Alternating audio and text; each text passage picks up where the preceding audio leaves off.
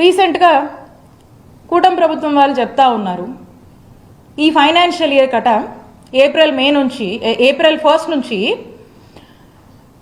ఏదో hybrid insurance మోడల్ని తీసుకొచ్చి అమలు చేస్తారంట. అమలు చేసేటువంటి ఆలోచనలో ఉన్నారని చెప్పి చెప్తా ఉన్నారు. ఆరోగ్యశ్రీ ట్రస్ట్లో ఆరోగ్యశ్రీ అనేది ఒక యూనివర్సల్ హెల్త్ కవరేజ్ స్కీమ్. ఇది మనకు చూసినట్టయితే ఈ రాష్ట్రంలో 90% మంది కుటుంబాలకు ఆరోగ్యశ్రీ ట్రస్ట్ కింద ఈరోజు మనము సేవలు అందిస్తూ ఉన్నాము. 90% మంది కుటుంబాలు ఈరోజు బెనిఫిషరీస్గా ఉన్నారు. ఇలాంటి దాన్ని మీరు ఏదో హైబ్రిడ్ ఇన్సూరెన్స్ మోడల్ అంటున్నారు. అంటే ఏంటి అంటే ఒక ప్రైవేట్ ఇన్సూరెన్స్ కంపెనీకి మీరు ఈ బాధ్యతలను అప్పచెప్పాలని చూస్తున్నారు. దట్ మీన్స్ ఒక థర్డ్ పార్టీని ఎంగేజ్ చేస్తూ ఉన్నారు. ఇదెక్కడిది అసలుకి? ఈరోజు ఏదైతే ఈ రాష్ట్ర ప్రజలు ఎంతో నమ్మకంతో మీకు ఓట్లేస్తే ఏ విధంగా వాళ్లకు మీరు వాళ్ళ మీద వేటు వేస్తున్నారు, ఎలా మీరు చేటు చేస్తున్నారో మీకు అర్థం కావట్లేదా? ప్రజలకు ఒక బాధ్యతగా ఇప్పుడు మేము ఇన్ని ప్రొసీజర్స్ పెంచాము, జగనన్న ప్రభుత్వము ఇంత మేలు చేసింది, దీనికన్నా బెటర్గా మీరు చేస్తారేమో అనేటువంటి ఆశతో ప్రజలు ఎదురు చూస్తూ ఉంటే మీరు ఏదో ఒక థర్డ్ పార్టీని ఎంగేజ్ చేసి ప్రైవేట్ ఇన్సూరెన్స్ కంపెనీలకు అంటగట్టాలని మీరు చూస్తూ ఉన్నారు. అంటే దట్ మీన్స్ ఏంటి? అసలు ప్రైవేట్ ఇన్సూరెన్స్ కంపెనీలు అంటే ఏంటన్నా? అసలు ఏంటి ప్రైవేట్ ఇన్సూరెన్స్ కంపెనీలు అంటే వాళ్ళకు ఏముంటుంది? ద బేసిక్ మోటివ్ ఏముంటుంది? బిజినెస్ మోటివ్ ఉంటుంది, సర్వీస్ మోటివ్ ఉంటుందా?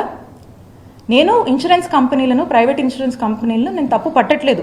బట్ వెరాజ్ ఈ సిచ్యువేషన్కి వచ్చినప్పుడు నేను ఏమడుగుతున్నానంటే, ఆరోగ్యశ్రీ ట్రస్ట్ది service motive, out of pocket expenditure లేకుండా ప్రజలకు ఉచితంగా నాణ్యమైన వైద్య సేవలు అందించడం ఆరోగ్యశ్రీ ట్రస్ట్ యొక్క బాధ్యత. ప్రభుత్వంగా అది మన యొక్క బాధ్యత. దీన్ని పక్కకు పెట్టి ప్రభుత్వంగా మనం చేయాల్సిన పనిని ఇంకొక ప్రైవేట్ ఇన్సూరెన్స్ మాడ్యూల్ అని చెప్పేసి ఇంకొక థర్డ్ పార్టీ చేతిలో పెట్టి ఏం చేయాలని? అంటే వెల్ఫేర్ని ఏం చేయాలనుకుంటున్నారు మీరు? వెల్ఫేర్ మీద ప్రాఫిట్ చేసుకోవాలా? ఎంతో కొంత బిజినెస్ మోటివ్ ఉంటుంది కదా. ప్రైవేట్ కంపెనీస్కి సర్వీస్ మోటివ్ ఎందుకు ఉంటుంది? ప్రజలు ఇప్పుడు ఈ ప్రైవేట్ ఇన్సూరెన్స్ కంపెనీకి సంబంధించి మనం చూస్తే వీళ్ళకు ఓన్లీ ఒక సెట్ ఆఫ్ హాస్పిటల్స్తో టైఅప్ ఉంటుంది. ఇక ఈ హాస్పిటల్స్లో వాళ్ళు ఈ 3257 ప్రొసీజర్స్ వీళ్ళు కవర్ చేస్తారా? వీళ్ళ వల్ల అవుతుందా? ఎన్ని ప్రొసీజర్స్ కవర్ చేస్తారు వీళ్ళు? ఎన్ని హాస్పిటల్స్ చూస్తాయి? మనము ఎంతో సపోర్ట్ చేసి, ఎంతో ఒక ఫ్రెండ్లీ వాతావరణం క్రియేట్ చేసి 919 హాస్పిటల్స్, నెట్వర్క్ హాస్పిటల్స్ ఉంటే వాటిని 2300 హాస్పిటల్స్, నెట్వర్క్ హాస్పిటల్స్ వరకు మనం విస్తరించాము. ఇవన్నీ వైద్య సేవలు అందిస్తూ ఉన్నాయి. మరి మీరు ఎన్ని హాస్పిటల్స్కి ఇది వర్తిస్తుంది? ఎన్ని ప్రొసీజర్స్కి ఇది వర్తిస్తుంది? రేపు పేదవాడికి ఏదైనా అనారోగ్య పరిస్థితికి వస్తే అసలు మీరు ఇంక్లూడ్ చేస్తున్నటువంటి హాస్పిటల్స్ ఏవి, ఎక్కడికి వెళ్ళాలి? కనీసం ఇందులో సగమైనా చూస్తారా? ప్రైవేట్ హాస్పిటల్స్ ఎందుకు చూస్తాయి? ప్రైవేట్ ఇన్సూరెన్స్ కంపెనీస్ ఎందుకు ఆలోచిస్తాయన్న అలాగా ఆలోచించవు కదా. వాళ్ళు ఎంతసేపు కూడా ఇప్పుడు ఈ రోజున పరిస్థితి ఏంటంటే, రాష్ట్రంలో ఒక పేదవాడికి ఏదైనా అనారోగ్య సమస్య వస్తే వాళ్ళు హాస్పిటల్కి వెళ్తే కనుక ఫస్ట్ అతను అక్కడ ఆ హాస్పిటల్లో చూస్తారో లేదో తెలీదు. ఈ పర్టికులర్ వాళ్ళకి ఏదైతే అనారోగ్య పరిస్థితి ఉందో ఆ యొక్క డిజీజ్ కవరేజ్ అక్కడ ఉంటుందో లేదో కూడా మనకు తెలియదు. తర్వాత అతను అక్కడే ఆ పర్టికులర్ హాస్పిటల్లో అతను చూపించుకోవడానికి ఎలిజిబుల్ అవుతాడో లేదో కూడా మనకు తెలియదు కదా. ఎందుకంటే ఈ ప్రైవేట్ ఇన్సూరెన్స్ కంపెనీస్ వచ్చేసరికి ఏం చేస్తాయి? అనేక రకాల క్రైటీరియా, 100 పేపర్లు ఉంటాయి. ఈ క్రైటీరియా, ఆ క్రైటీరియా, మీరు ఎందులో ఫిట్ అవ్వరు, ఇది అది అని చెప్పేసి ఒక ఎంబరాస్మెంట్కి, ఒక కన్ఫ్యూజన్కి, ఒక ఆందోళనకి రాష్ట్ర ప్రజల్ని గురి చేసేటువంటి పరిస్థితులే మనకు కనపడతా ఉన్నాయి. కాబట్టి పేదవాడి ఆరోగ్యం పట్ల పూర్తిగా కూడా నిర్లక్ష్యం అనేది స్పష్టంగా కూటమి ప్రభుత్వం వచ్చాక మనకు అర్థమవుతా ఉంది. ఇప్పుడు వారి మాటల్లో స్పష్టమవుతా ఉంది. అంటే రేపు ఈ పేదవాడి పరిస్థితి ఏంటి? ఎక్కడికి వెళ్ళాలి? ఎవరు బాధ్యత తీసుకుంటారు? ఆనాడు వైఎస్ రాజశేఖర రెడ్డి గారు రాష్ట్రంలో ఉన్నటువంటి ప్రతి ఒక్కరిలో నాకేదన్నా అయితే మా ప్రభుత్వం ఉంది, మా ప్రభుత్వము నాకేదన్నా అనారోగ్యం వస్తే ఆరోగ్యశ్రీ కింద నాకు భరోసానిస్తుంది.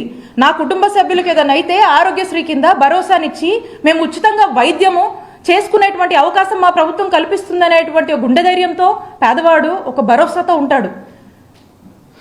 ఏదైతే ఆ భరోసా ఉందో దాన్ని బ్రేక్ చేస్తుంది ఈ కూటమి ప్రభుత్వం. ఈ రోజున ఆ కాన్ఫిడెన్స్ని కోల్పోతున్నారు ప్రజలు.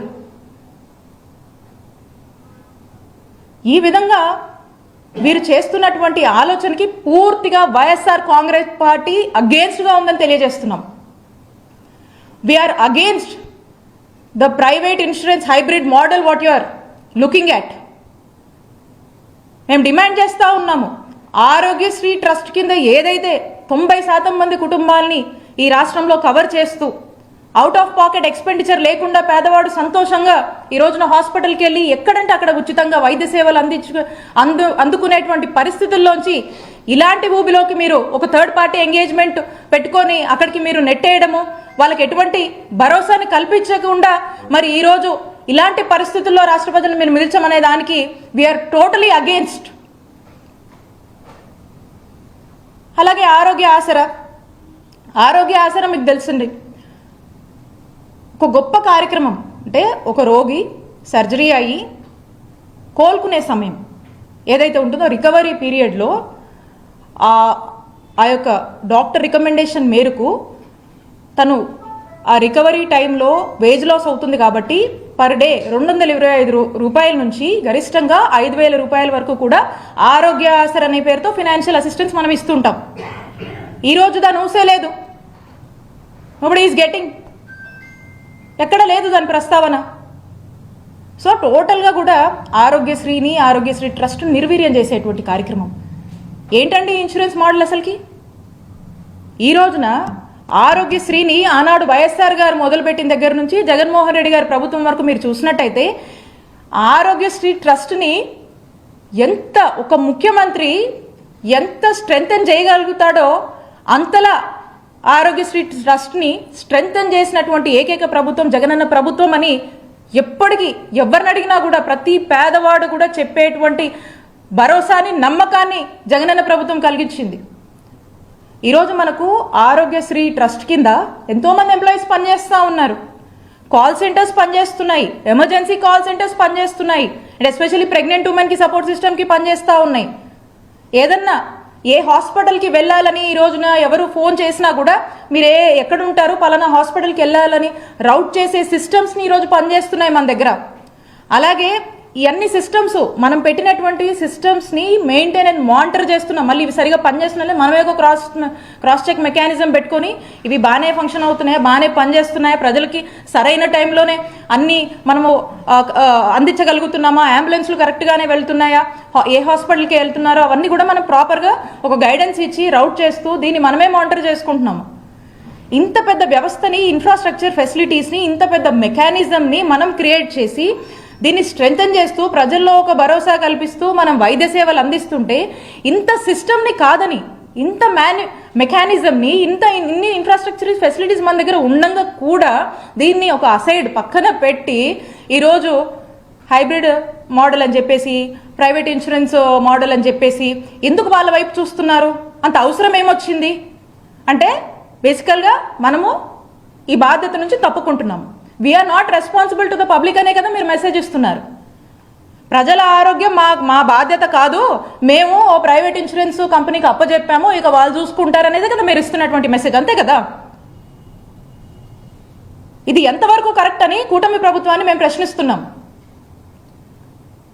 ఈ ఇన్సూరెన్స్ మోడల్ గురించి చూసుకుందాము.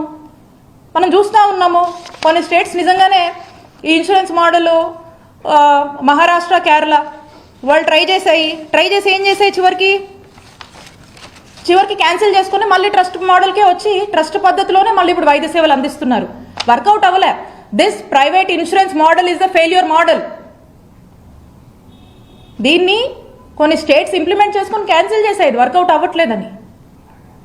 అలాంటిది ఒక చక్కటి, అసలు మనమే ఇతర రాష్ట్రాలకు ఆదర్శంగా, దేశానికే ఆదర్శంగా ఉన్నటువంటి ప్రోగ్రాం మనది ఆరోగ్యశ్రీ పథకం. 2007లో ఈ ప్రోగ్రాం మనం ఇనిషియేట్ చేసినప్పుడు వైఎస్ఆర్ గారు దేశానికే ఎంతో ఆదర్శంగా మనం నిలిచాం, ఇన్స్పైర్ చేశాం. మరి అలాంటి ఒక గొప్ప ప్రోగ్రామ్ని మనం ఈరోజు కాదనుకొని దీని మీద ఫోకస్ చేయకుండా దీన్ని వీలైతే ఇంకొంచెం స్ట్రెంగ్తన్ చేద్దామనేటువంటి ఆలోచన నుంచి వైదొలిగి ఈ రోజున ఇంకో పద్ధతిలో ఇంకో థర్డ్ పార్టీ ఎంగేజ్మెంట్స్కి అప్పజెప్పి ఒక ప్రైవేట్ ఇన్సూరెన్స్ వాళ్ళకి అప్పజెప్పి ఒక బిజినెస్ మోటోని మనం ఎంకరేజ్ చేస్తూ వాళ్ళకు ఓవర్ హెడ్స్ ఉంటాయి కదా, ఎంత కాదన్నా వాళ్ళకు ఓవర్ హెడ్స్ ఉంటాయి కదా. మరి ఆ ఓవర్ హెడ్స్కి ఎంతో అంత ఖర్చు అవుతుంది కదా, ఎంతో కొంత బిజినెస్ మోడల్లో వాళ్ళు రన్ చేసుకోవాలి కదా. అదేదో మనం మన ప్రజల మీద, మన పేద ప్రజల మీద మనం ఇన్వెస్ట్ చేద్దామనేది కాకుండా మరి వాళ్ళను ఈరోజు వాళ్లకు ఈ విధమైనటువంటి బిజినెస్ మోటివ్ ఉన్నటువంటి దాన్ని మనం ఎంకరేజ్ చేయడం అనేది ఎంతవరకు కరెక్ట్ అనేది ఈ కూటమి ప్రభుత్వాన్ని నేను ప్రశ్నిస్తున్నాను. కాబట్టి నేను స్పష్టంగా తెలియజేస్తూ ఉన్నాము. నెట్వర్క్ హాస్పిటల్కి సంబంధించి ఏదైతే పెండింగ్ బకాయిలు 3,000 కోట్లు ఉన్నాయో ఇమీడియట్గా చెల్లించి వాటిని ఫంక్షనింగ్లోకి తీసుకురావాలి అని చెప్పి వైఎస్ఆర్ కాంగ్రెస్ పార్టీ డిమాండ్ చేస్తూ ఉంది. అలాగే ఏదైతే మీరు ప్రైవేట్ ఇన్సూరెన్స్ మోడల్ అని ఆలోచనలు చేస్తా ఉన్నారో we are against, YSR Congress Party is against this module అని తెలియజేసుకుంటూ యాజ్ ఇట్ ఈస్గా ఏదైతే ఆరోగ్యశ్రీ ట్రస్ట్ని మేము ఏ విధంగా చేశామో దాన్ని ఆ విధంగానే కంటిన్యూ చేయడం వల్ల ప్రజలకు మేలు జరుగుతుంది అనేటువంటి ఒక భావాన్ని మీకు స్పష్టంగా తెలియజేస్తున్నాము. అలాగే ప్రజలకు ఏదన్నా ఇబ్బంది వచ్చి ఇలాంటి పరిస్థితుల వల్ల ప్రజలు ఇబ్బంది పడితే ఖచ్చితంగా వారి పక్షాన మేము నిలబడి వైఎస్ఆర్ కాంగ్రెస్ పార్టీ పోరాడుతుందని తెలియజేస్తున్నాం. పెండింగ్ బిల్స్ అన్ని గత ప్రభుత్వం చేసి మాకేం సంబంధం లేనట్టుగా హెల్త్ మినిస్టర్ మాట్లాడుతున్నారు. అన్న మీ అందరికీ తెలుసు, అంటే మేము వైఎస్ఆర్ కాంగ్రెస్ పార్టీ జగనన్న ప్రభుత్వము అధికారంలోకి వచ్చినప్పుడు అంటే 2019లో మేము వచ్చినప్పుడు 632 కోట్లు పాత అంటే గత ప్రభుత్వం ఏదైతే వారి యొక్క బకాయిలు ఉన్నాయో 632 కోట్ల బకాయిలు మేము కట్టాము. మేము అధికారంలోకి వచ్చిన వెంటనే మేము కట్టి తర్వాత ఇది కంటిన్యూస్ ప్రాసెస్ ఇంకా వస్తూ ఉంటాయి. కట్టి ఎక్కడ ఆ రోజు నుంచి కూడా ఇందాక కూడా చెప్పాను కదా, కోవిడ్ లాంటి సిచ్యువేషన్స్లో కూడా ఎంత ఖర్చు అయినా కూడా దాంట్లో కూడా ఎక్కడ ఇబ్బంది రాకుండా మేము ఈ నెట్వర్క్ హాస్పిటల్స్ని ఇంకా కూడా వాళ్ళు ఎక్స్పాండ్ చేసుకుంటూ మళ్ళీ మేము స్ట్రెంగ్తన్ చేస్తూ ఏ విధంగా కూడా మేము చేసుకొచ్చామో మీరు చూసారు. అయితే ఇక్కడ మీకు ఒక విషయం చెప్పాలి, ఏ ప్రభుత్వం అయినా కూడా ఒక ప్రభుత్వం మారి ఇంకొక ప్రభుత్వం వస్తున్నప్పుడు మరి ఆ ప్రభుత్వము మరి ఆ యొక్క ముఖ్యమంత్రి వచ్చి ఇంత బిల్లు ఉందని ఏమి సెటిల్ చేసి ఏం పెట్టిపోరు. ఆ ఏదైతే ఉన్నాయో ఆ పెండింగ్స్ ఏదైతే ఉన్నాయో వచ్చినటువంటి కొత్త ప్రభుత్వం బాధ్యత తీసుకొని వాటిని కట్టి ప్రజలకు అంతరాయం లేకుండా ఇంటరప్షన్ లేకుండా ప్రభుత్వాన్ని ముందుకు నడపాల్సినటువంటి బాధ్యత ఉన్నటువంటి ప్రభుత్వానిదని గుర్తు చేస్తా ఉన్నాను.